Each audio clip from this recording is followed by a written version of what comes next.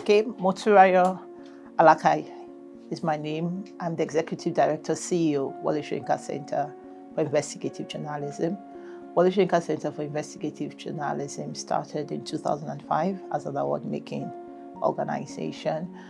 We work to build accountability journalism, investigative reporting, and the culture of curiosity, asking questions by citizens from the government in the country. I work as its executive director, CEO, which means I lead its program efforts, its operations efforts, and everything around building what it does and impacting society. Well, I was in the team from inception, which is 2005. I took a 2-year break to work in the banking sector, and I got back to do the work of the renaming of the organization as the Wole Soyinka Centre for Investigative Journalism, end of 2008, so almost 20 years. Well, I actually took the 2-year break intentionally. So I'd always known this was my passion. I mean, from secondary school, I led press club, led accountability things on what I can say was a campus. My secondary school was quite huge. So I led that. But when I started, I thought that I needed some background in corporate work. And I was just curious, what do people get up 5 a.m., 6:30 to do? They wear suits. It's quite impressive. And they come back very late. So I wanted to know what was happening behind the glass doors, basically. So I went. When I was leaving, my mentor, Dakwaloyemi, was like, the money is great. Like, are you sure you're going to come back to this place? I said, absolutely, I'm coming back. I just want to see what happens behind those glass doors. So I went for 2 years, and amazing 2 years, I must say. I thoroughly enjoyed it, but I always knew it wasn't my crowd. I was always feeling quite out of place. The suits were terrible, and it was always so hot, even though we were always in air-conditioned spaces. But I learned, I was able to validate my energy. I learned paced work. I learned systems. I learned how systems work.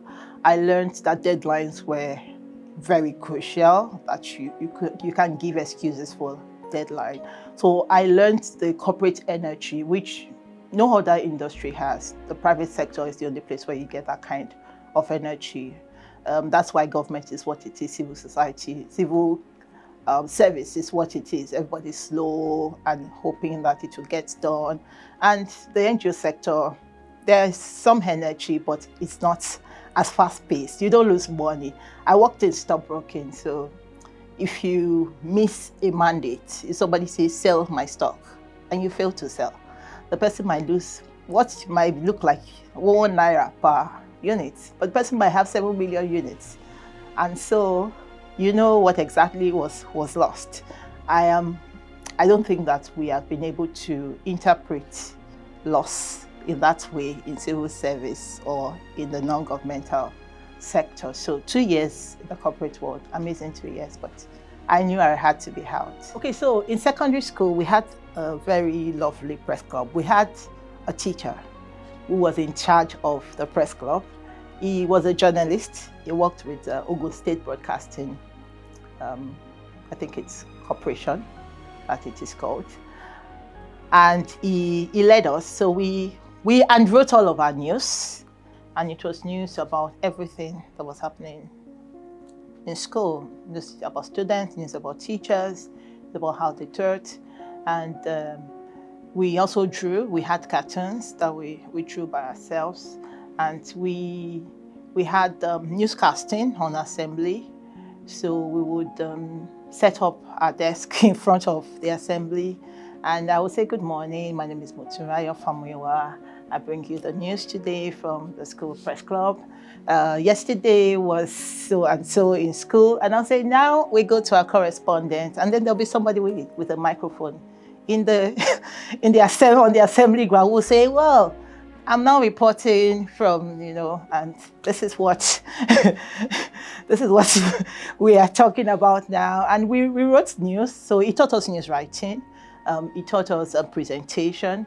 He taught us also, we had pen names because there was a time we had copper, an NYSC candidate who was teaching, and he was being a bit too close. It was a girls' school, was being a bit too close, and he always had funny remarks. So we wrote about him, and we sent him out of school.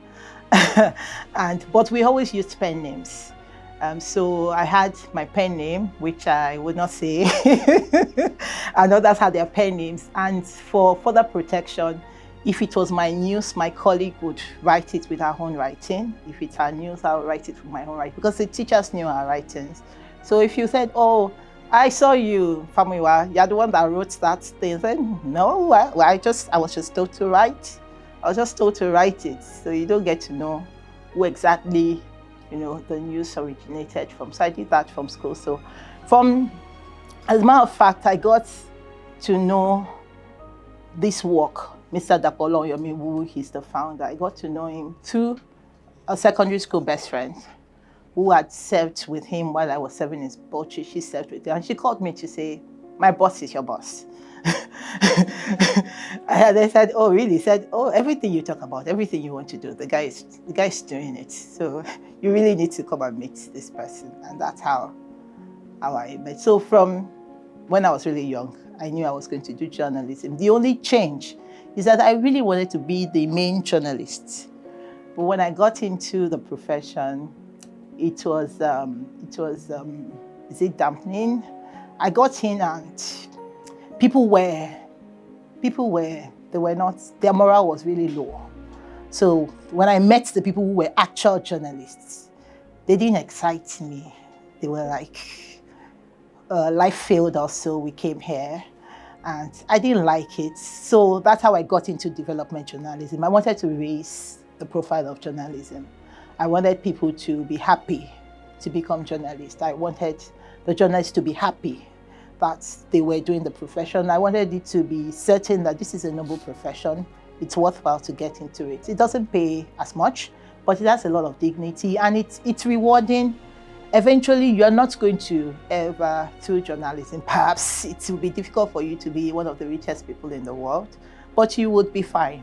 You would be comfortable. You can be comfortable doing journalism. You can build a good life doing journalism. And so perhaps what I did then was to sacrifice a career as a reporter, a correspondent, somebody who does investigative reports, to be somebody who produces them and who gives them the environment and the system, the ecosystem that makes them feel valid to do that work and happy doing the work.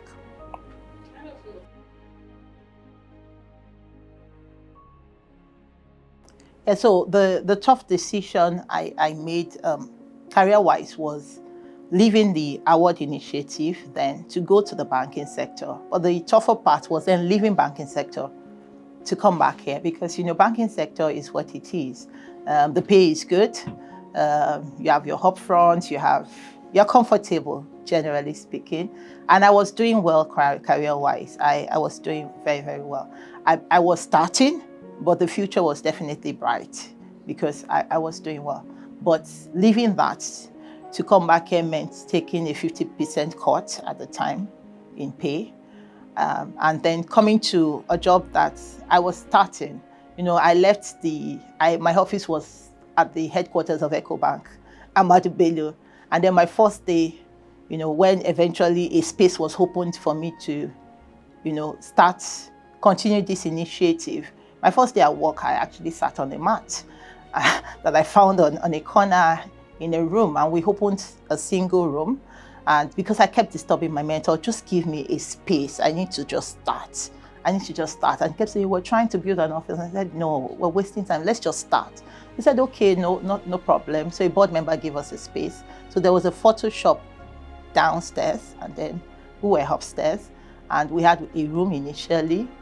There was no furniture. So on the first day, I was pregnant with my third child. I sat on the mat. I put my laptop with me. My colleague, Toyin Akini, was there. And we worked together, and that's how we started. So to have left that to come to this was tough, but I look back and it was worth it. And for the organization, it is, initially the organization was an award-making organization, and that's our flagship program. but to have been able to move from our words to capacity development, to thought leadership, that was a huge pivot for the organization, to change from the Wole Soyinka investigative reporting award to actually become Wole Soyinka Centre for Investigative Journalism. It was a huge move for the organization. It was tough, but we're glad we did it. The interesting thing was it felt like it. It did? It felt like it. So I was certain. From the very beginning? I was certain of the picture I had. I was intentional, I was certain. And people around me, my boss at the stockbroking arm of EcoBank at the time, he called me. He used to call me lawyer because I always questioned things like, why is this happening that way? Why are we doing this way? Even though I was a really junior staff. So he called me and said, where are you going? And I said, well, I'm going to an NGO. He said, what's the name? I said, I've never even heard that thing before. I said, so you're going to leave this to go to that? What does that even make sense? And I had a couple of well-meaning people who called me to say, are you thinking? Are you sure? Do you think you should do this kind of thing? You're young, just 2 years in the banking world. You're going to rise. You're going to, I enrolled for the stockbroking exams because I was working in stockbroking, and I dropped out because it was going to be my debt. Every time they spoke, I didn't understand what they had said the last time and what they were going to do there. So, but I'd always wanted to do this since childhood. I'd always known that I will build community, that will build society. I've always been passionate about country. I've always been passionate about media and communications. So, the environment was not good, but I was certain.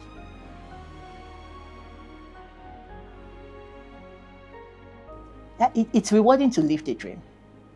Absolutely rewarding to live the dream. It's rewarding to sit down, make plans, write a concept note, write a proposal.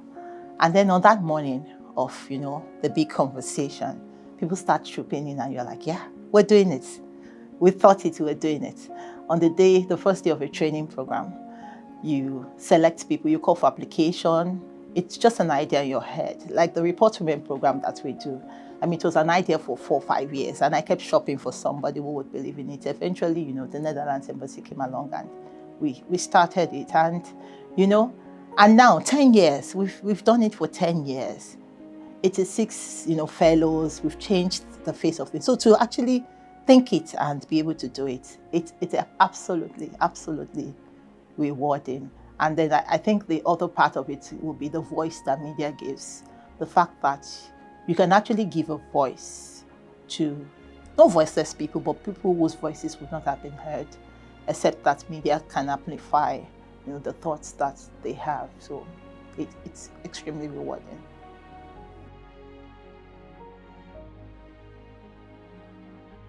Well, it's actually the life.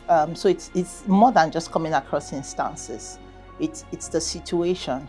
And for that, I have been absolutely intentional. So I don't think that even in feminist group, I don't think that they will totally stamp me as a feminist. I don't think, it's a continuum. It's a long continuum, and we have the extreme of it. We have like every ideology, but I chose to enroll and not mind being called a feminist, even though if I had to explain to feminists, they'll probably say, well, are you one? You're not part. So I chose it because it chose me, because I found myself a young woman. I was 24 when I took on the leadership of the Wole Soyinka Awards. So I found myself a young woman. I get into rooms, it's filled with men. And sometimes people look at me like, did you lose your way? Are you sure? Are you sure this is the room you're supposed to have come into? Because a young girl, to them, a girl, comes inside and then it's all male, older male. And then I sit down. I don't just sit down. Soon I start to ask questions and I start to contribute. And because I was raised first as human, not as a woman, I was quite oblivious to some of the nuances when I was much younger. So because of that, I initiated the Report to Men program.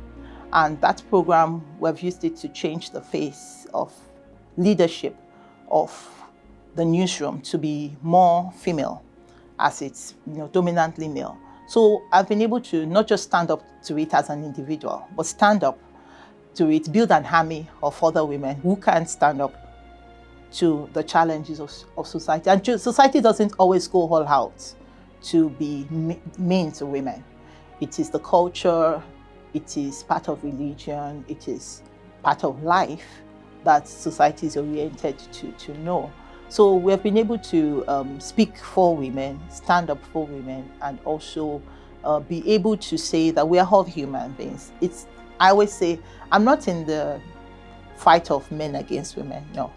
I think every man, every human being brings something valuable to the table. We're just saying the fact that if someone is female, don't push the person off the table. The person has a right to be on that table with you. And she doesn't want the back table. She can sit right, at the head of the table, at the center of the table, and you can sit too. We can all sit. That's my perspective. I think that, interestingly, my perspective is that men are as much a victim of this system in some regard as women. The pressure on men is unbelievable. The pressure to be this, to be that, just because you are male. And you do that because you're not supposed to be leader of everywhere. Maybe if you are a faith-based person, leader of your home, but you mustn't be leader everywhere. You show up just because you're male.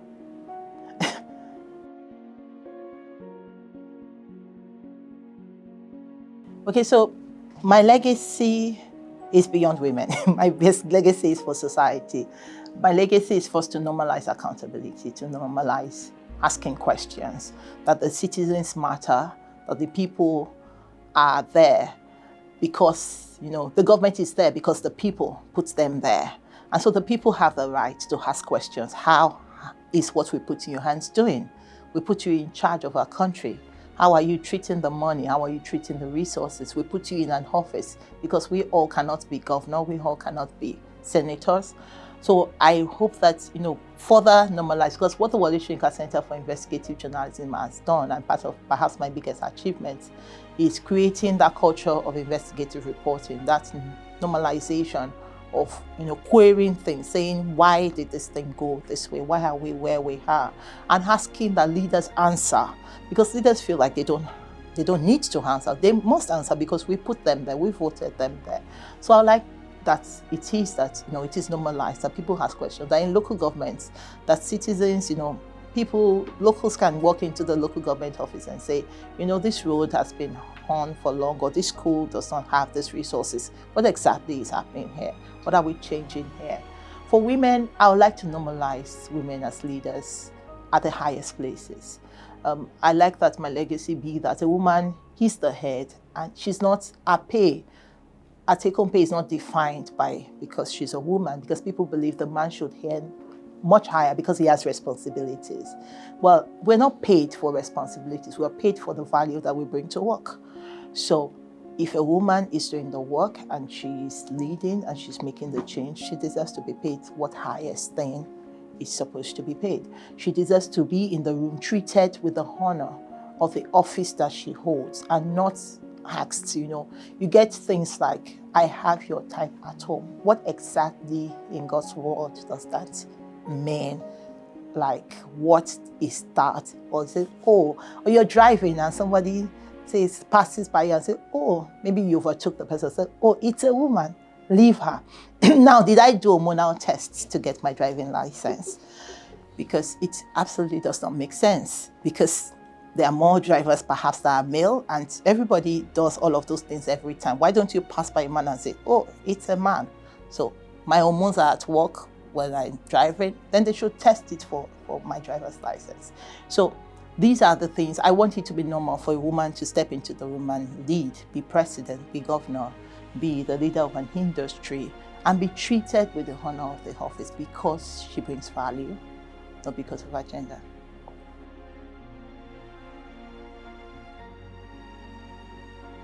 Okay, my taste in music, I love soul. I love things that are, because you as a leader, it's lonely, and maybe as a female leader, it's lonelier. You have to fight for yourself a lot of times. Very few people care about fighting for you. And maybe few people even think you have a fight to bother about. They think you should just be fine with whatever life throws at you. So I like songs that are about that are about life, that makes you reflect on life. I love high life. I really do love high life. I love all the obeys and the sonnies, and I mean they have their juju or whether they are the rest, but absolutely they are all still high life. So I love high life because it's enjoyment with not too much stress. But I'm a Christian, so I really love gospel music, and my best song is actually my best songs are gospel music.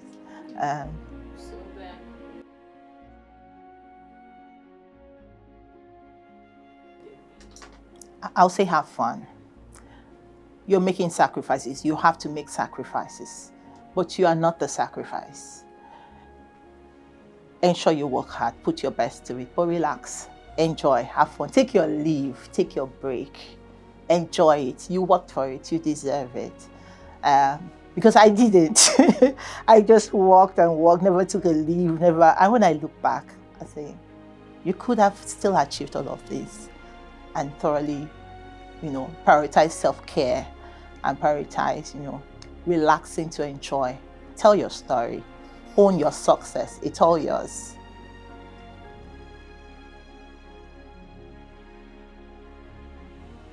Okay, so I'll give one example. I struggled with that question when I was trying to answer. Well, I'll give one which will speak to those type of songs. So I love the song. I don't know what the real title is singing, but it's a song that says "Most High, God of Heaven, Most High, Ruler of the Earth." I think it's a perspective about where power lies, and that when I walk into the room or wherever I go in the world, I know who is in charge. There might be a president on the seat, there might be a governor, there might be a boss, but I know where power lies. And where power lies is backing me.